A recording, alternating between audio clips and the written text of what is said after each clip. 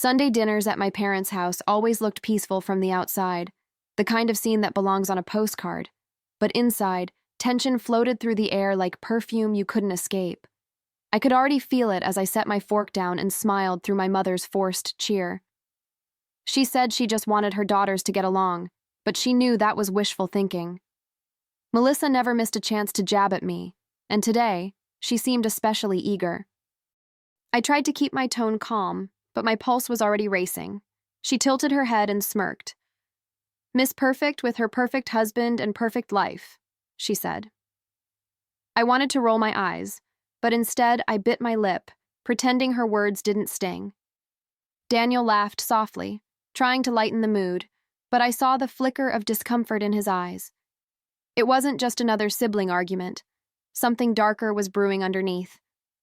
I felt it, that cold instinct only sisters can sense. My mother looked tired, my father silent, as if both were waiting for the explosion we all knew was coming. And then Melissa's voice shifted. Lower, sharper, almost trembling with something like victory. "You think he's some kind of saint, Lauren?" she said, her eyes locked on mine. My fork froze halfway to my mouth. The room went still, as if everyone had stopped breathing. I stared at her, trying to laugh it off, but the words that followed would burn into me forever. "You think he loves you? He doesn't. He slept with me first." For a second, I thought I'd misheard her. The clinking of silverware faded, the laughter from the kitchen stopped, and all I could hear was the pounding in my chest. My mother's hand flew to her mouth, my father's chair scraped loudly against the floor, and Daniel, my husband, just sat there, frozen, pale, silent.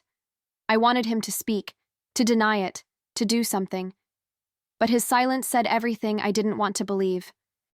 I felt the room tilt, like the ground itself had betrayed me too.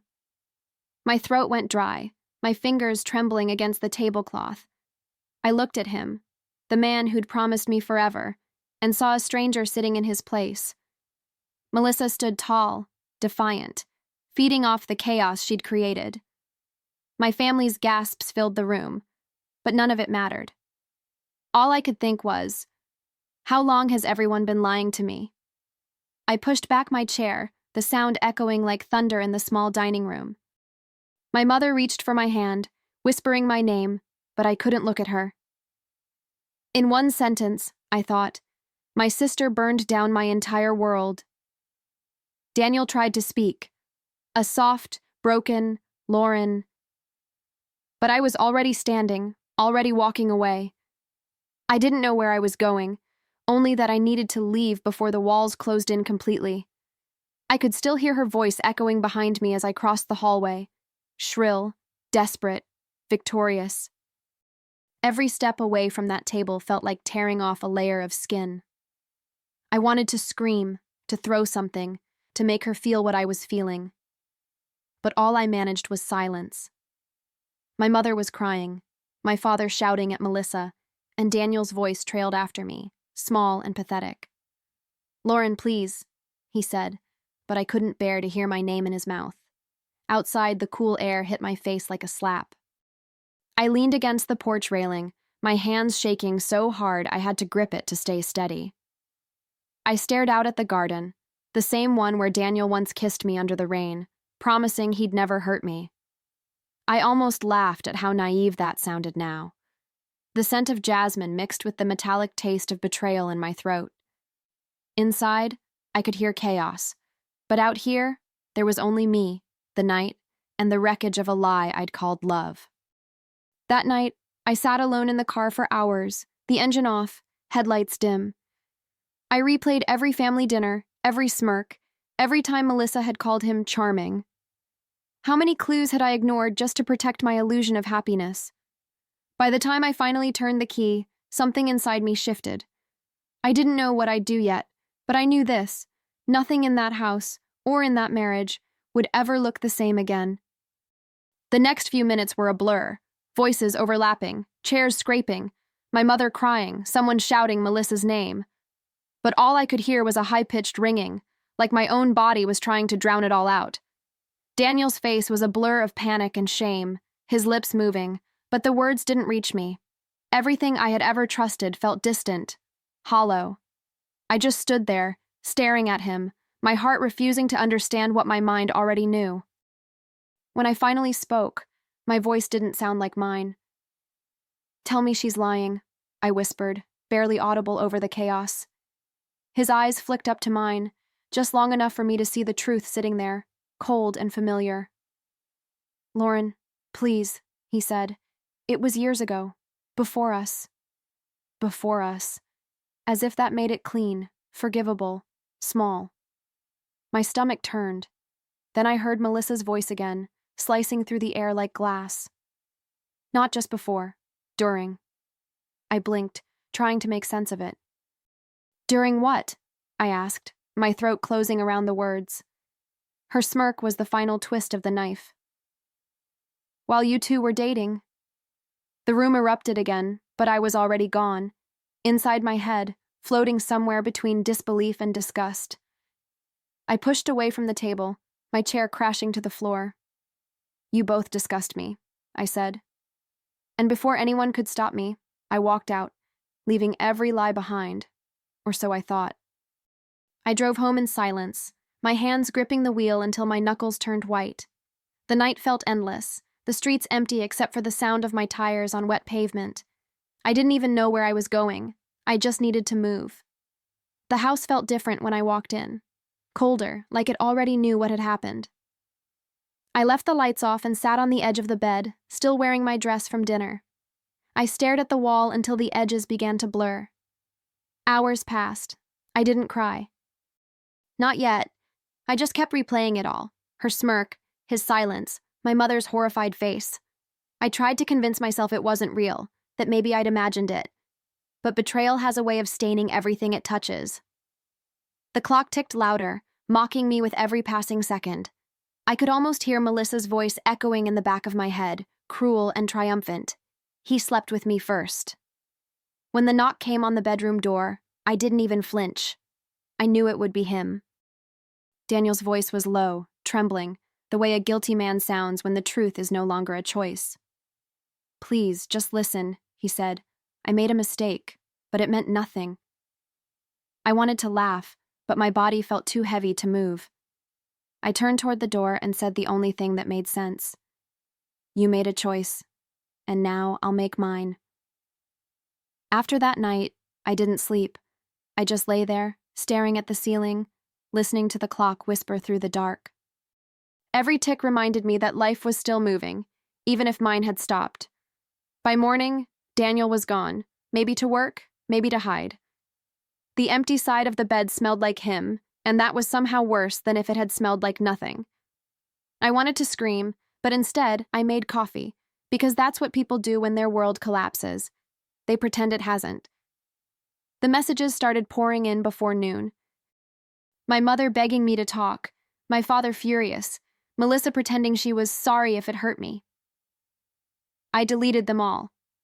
I wasn't ready to play the victim in their little family drama. Every time my phone buzzed, I felt the same cold rush of humiliation. My home, my sanctuary, now felt contaminated. Every photo on the wall mocked me. Every memory looked different under the harsh light of truth. By the third day, the silence turned from suffocating to powerful. It was like standing in the wreckage and realizing I was still breathing. I looked around at everything we'd built together, the wedding photos, the shared accounts, the plans for next summer, and it hit me. He'd taken so much, but not everything. Somewhere inside the ashes, something sharper was forming. I wasn't sure yet what I'd do, but I knew this. I wasn't going to cry forever. The days that followed felt strangely quiet, like the world was holding its breath, waiting to see what I'd do. I didn't answer calls, didn't check social media, didn't even open the curtains. I just sat in that half-lit room, trying to understand how two people I'd trusted most could twist my life into a lie. At first, I thought silence would heal me, but silence doesn't fix betrayal. It just gives it more room to echo. Eventually, the tears stopped coming. Something colder replaced them. Clarity. I started going through old photos, text messages, anything that could make sense of what had really been happening. Every date night he'd missed, every mysterious errand, every unexplained weekend away, they all connected like puzzle pieces I'd ignored. The truth was uglier than I'd imagined, but it was also strangely empowering. Pain has a way of sharpening your focus, and I could finally see the cracks that had been there all along. For the first time, I wasn't afraid to look. And then came the moment I didn't expect. Buried in old email receipts, I found something else. Transfers. Money wired from our joint account into a name I knew too well. Melissa. My blood ran cold. This wasn't just about lust or betrayal anymore. This was about deceit that stretched years deep. And as I stared at those numbers, a strange calm washed over me. If they wanted to play dirty, they'd forgotten who taught them grace. When I showed the bank statements to Carla, she almost dropped her coffee. "You're not seriously planning to expose them, are you?" she asked, her voice a mix of shock and admiration. I smiled, but it wasn't the kind of smile I used to wear. It was smaller, steadier, the kind that comes from knowing exactly how much you've been underestimated. "I'm done protecting people who stabbed me in the back," I said. "They wanted attention? They'll get it, just not the kind they were hoping for." Carla leaned forward, whispering like we were conspiring in a crime movie. "But Lauren, your family, your parents, this will destroy them." Her words hit hard, but not enough to stop me. "They already destroyed us," I said. "I just refused to see it." It wasn't revenge that fueled me anymore. It was justice, the kind that doesn't come from shouting but from showing. I wanted them to feel what I'd felt. Exposed, stripped of control, cornered by their own lies. That night I went through everything again. Every file, every screenshot, every trace of their deceit. My hands didn't shake this time. There was something sacred about preparation, like I was rebuilding myself piece by piece through the very proof of their betrayal. The more I uncovered, the stronger I felt. By midnight, I had a folder that could burn 2 lives to the ground. And for the first time since that dinner, I slept soundly. By morning, my mind was sharper than it had been in weeks. There's a strange peace that comes after devastation. Once you've lost everything, fear has nowhere left to live. I sat at the kitchen table with my laptop open, scrolling through messages and photos like I was piecing together a crime scene. Except this time, I wasn't the victim. I was the investigator, the judge, and soon, the executioner. Every truth I uncovered felt like taking back something they'd stolen. I drafted the invitation that afternoon. Just a simple message to the family group chat, "Dinner next Sunday. I think it's time we talk and heal." Even writing it made my lips curl into a bitter smile. Melissa responded with a heart emoji, as if she hadn't ripped my life apart in front of everyone. Daniel replied a few minutes later, relieved, hopeful even. I could almost hear the sigh in his text. "I'm glad you're ready to move forward." Oh, I was. Just not in the direction he thought. As I hit send, I felt a strange thrill, like standing on a cliff and knowing you're about to jump, not to fall, but to fly. I didn't know what the outcome would be, but I knew I needed them all there, in the same room, under the same roof where my humiliation had begun. I wasn't planning to shout or throw things this time. I wanted quiet truth, the kind that doesn't need volume to destroy. When Sunday came, I woke up calm, unnervingly calm. It wasn't forgiveness that steadied me, it was purpose. The house was spotless, candles lit, the same table set just as before. If anyone walked in, they'd think it was a celebration. In a way, it was. A ceremony for truth. I dressed carefully, nothing too dramatic, just elegance with a touch of distance. The kind of look that says, "I've moved on," even when you're standing right in the ruins. Daniel arrived early, flowers in hand, guilt still etched across his face. He kissed my cheek hesitantly, as if testing whether I'd flinch. I didn't. Melissa came last, wearing perfume that smelled too expensive for her paycheck, and a smile that could curdle milk. She hugged me, that fake, sisterly hug that feels like poison through silk. I almost laughed at the performance. The audacity was impressive. My parents sat between them, nervous, whispering to each other like they already sensed a storm coming. As we sat down, I raised my glass, smiling as if this were just another family dinner. "I've been thinking a lot about what happened," I said, my voice soft but steady. "And I realized something. Maybe honesty is what this family's been missing." My father shifted in his seat. My mother's hand trembled on her napkin. Daniel glanced at me, uncertain. Melissa rolled her eyes. I smiled wider. The stage was set, and they didn't even know the curtain had already risen. I let the silence hang for a moment, just long enough to make them uncomfortable. Melissa shifted in her seat, stabbing at her food though she hadn't taken a single bite. Daniel tried to start small talk, some awkward comment about the wine, but his voice trembled on the last word. I watched him, his familiar gestures, the way he still used charm as armor. It used to work on me. Not anymore. There's a special kind of strength in pretending you're still fooled, right before you show your hand. "So," I said lightly, "I thought we could all clear the air tonight." My mother smiled weakly, relief flickering in her eyes. "That's wonderful, sweetheart," she said. My father, always the diplomat, nodded. "Maybe we can finally put things behind us." I turned to Melissa. "Oh, I agree," I said, my tone sweet as honey. "That's exactly what I intend to do." She smirked, crossing her arms. She thought she'd already won, that I was here to apologize, to make peace. Poor thing, she never saw the match in my hand. When the moment felt right, I reached for my phone. "Actually," I said, "I think honesty works best when everyone can see it." I tapped the screen, and the TV behind me flickered to life. The room darkened slightly, faces washed in pale blue light. One by one, the images appeared.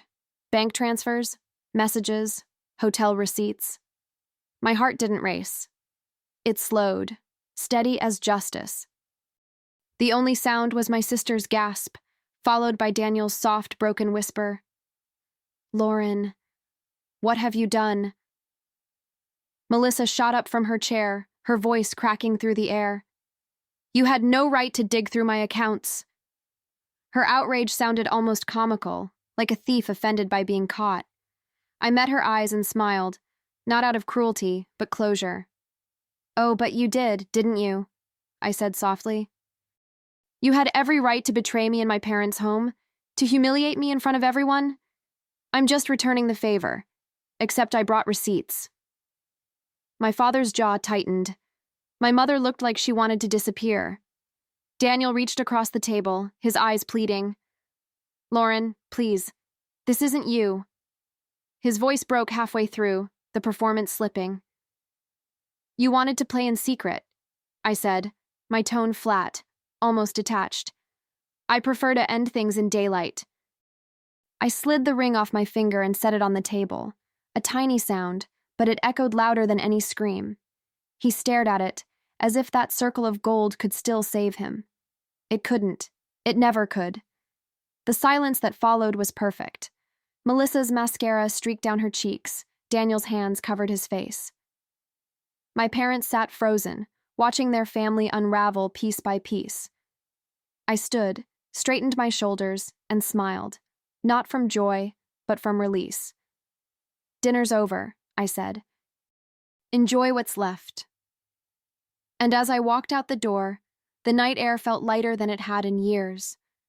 Behind me, I could hear the faint sound of my mother crying, and the world I'd outgrown collapsing under its own lies. The morning after felt unreal, too quiet, too clean. My phone buzzed nonstop on the nightstand. Daniel, my parents, even cousins I hadn't heard from in years. Everyone suddenly had something to say, as if their words could undo what had already been done. I didn't answer any of them, not one. I just sat by the window, watching the sunlight crawl across the floor, thinking how strange it was that the world still looked the same when mine had changed completely. I wasn't angry anymore. That part of me had burned away with last night's fire. What was left was lighter, tired, yes, but free. I made coffee, opened the windows, and let the ocean breeze sweep through the house. The salt in the air felt like cleansing. Daniel had always hated living near the coast. Too humid, too unstable, he'd said. Maybe that's why I suddenly loved it. Everything he disapproved of now felt like a small act of rebellion I owed to myself. By noon, I had blocked every number that mattered to my past. It wasn't an impulsive decision. It was an act of survival.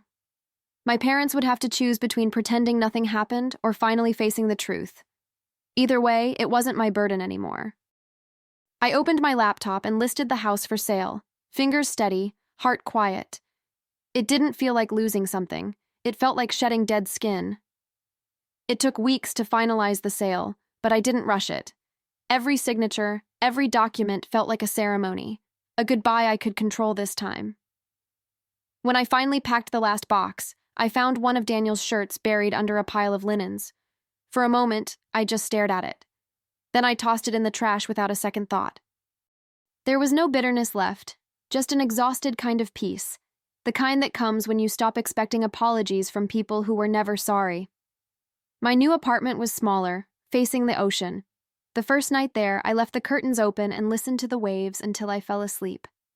The air smelled like salt and renewal, and for the first time in years, I didn't dream about anyone but me. I started therapy a week later.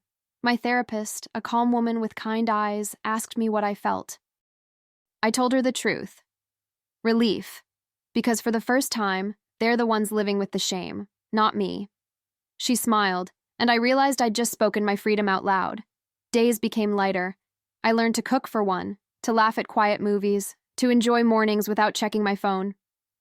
Sometimes, I'd think about Melissa, not with rage, but with distance, like recalling a story that no longer belongs to you.